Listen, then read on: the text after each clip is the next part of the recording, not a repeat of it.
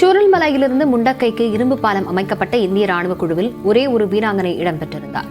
2 நாட்கள் தூங்காமல் 144 வீரர்களுடன் தனித்துவமாக பணியாற்றிய இரும்பு பெண்மணி யார்?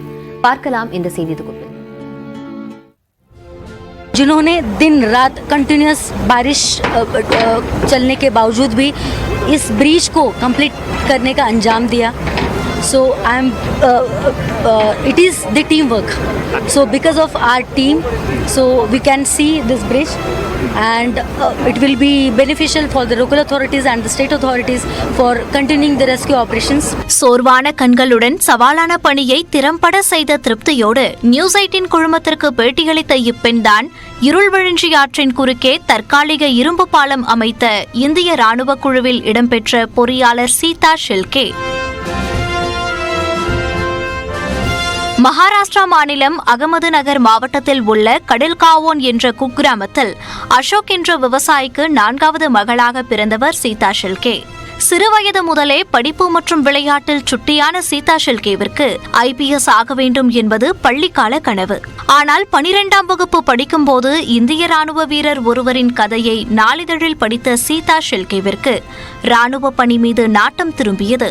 ராணுவம், IPS என உயர் கனவுகளோடு இருந்த சீதா ஷெல்கேவிற்கு சிறிய நகரில் பொறியியல் படிக்கும் வாய்ப்பு கிட்டியது.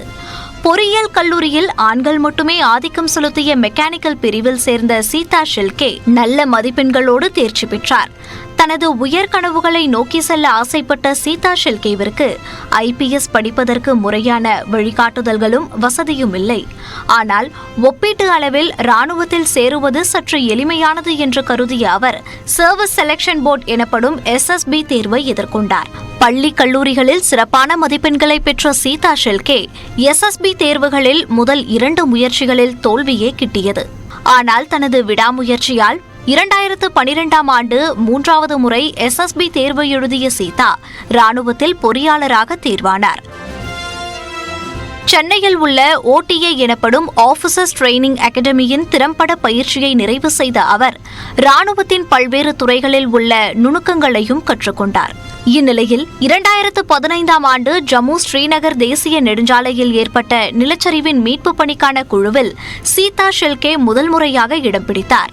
அப்போதுதான் முதன்முறையாக கல்லூரியில் பயின்ற மெக்கானிக்கல் இன்ஜினியரிங் நுட்பங்களை அவர் செய்முறையாக செய்து மீட்பு பணிகளை துரிதப்படுத்தினார்.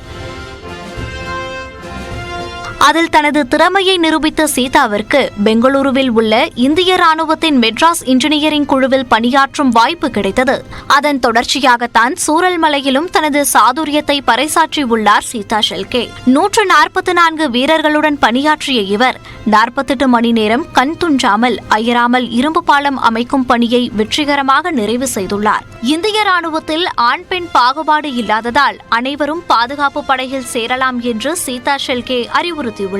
Very beautifully in army, like it has been clearly like we have been trained. There is nothing called men or women. सबको एक सेम ट्रेनिंग दिया जाता है, सेम टास्क के लिए दिया जाता है. So again as a women ऐसे कुछ अलग से ये नहीं होता है. So मैं इस टीम का एक भाग हूँ. As a soldier I am standing here. பேரிடரின் போது தக்க சமயத்தில் இரும்பு பாலம் அமைத்த இரும்பு பெண்மணி சீதா ஷெல்கே எதிர்கால தலைமுறையினருக்கு தலைசிறந்த முன்னுதாரணமாக மாறியுள்ளார்.